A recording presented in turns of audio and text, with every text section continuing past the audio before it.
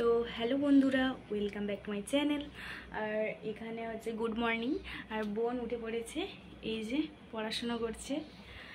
আর হচ্ছে আমি ভাবছি পান্তা আছে কালকের, আলু ভাজা।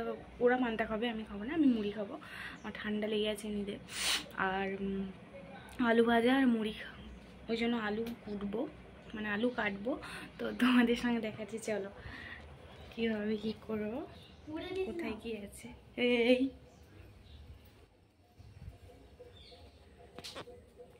এই যে আলু নিয়ে বসে গেছি কাটতে। এই যে বটি, এই যে আলু কিছুটা গোটা হয়েছে।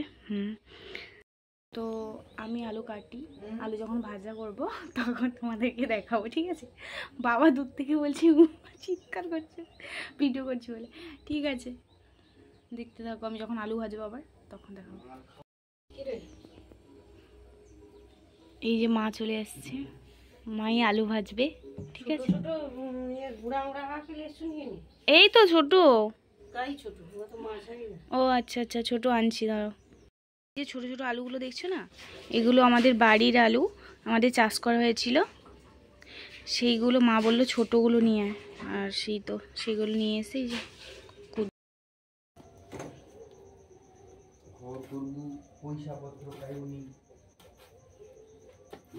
বটিতে ধার নেই, ধার নেই, ভালো হয়েছে তাহলে। ওই ধার না থাকলে ভালো, হাত কেটে যাবে না।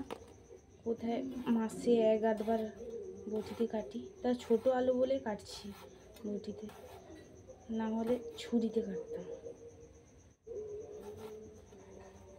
আরে আরে, বেরিস না, বেরোস না।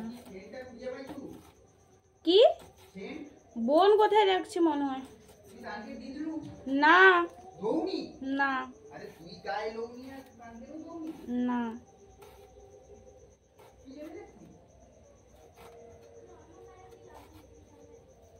হয়ে গেছে অনেক আলু, আর লাগবে না, হয়ে গেছে। চলো এবার আলু ভাজা করে দেখাবো। তো আমার সব কিছু রেডি, গ্যাসটা অন করে দিয়েছি।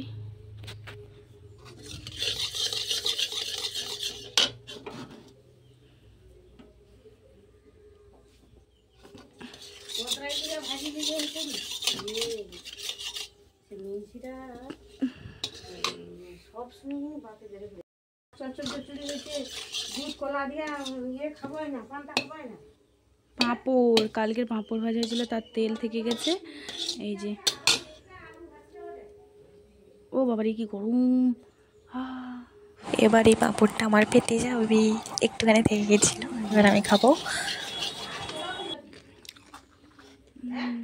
লঙ্কা দিয়ে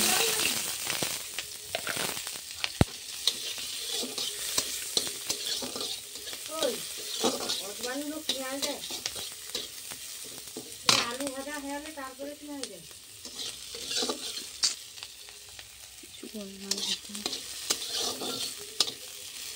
আমার প্রসেস আলাদা, জানো?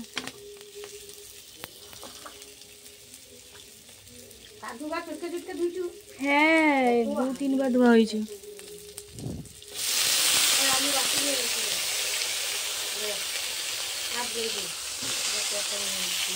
কেন বিকালবেলা মুড়ি খাবো, মুড়ি খাবো।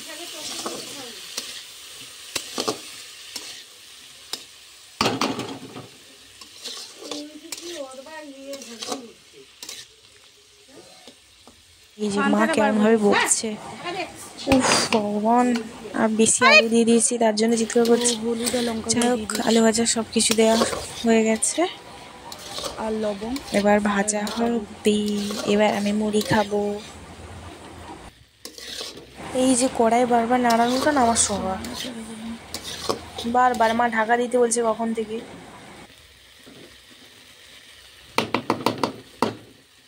একটা আলু ভাজাই তো করছি, এত খুন্তি নাড়ানাড়ি করছি ভাই, অন্য কিছু করতে তাহলে কি হবে, কোন দিন কড়া পড়ে যাবে। ঠিক আছে, পরের ব্লগে দেখা হবে, বাই বাই।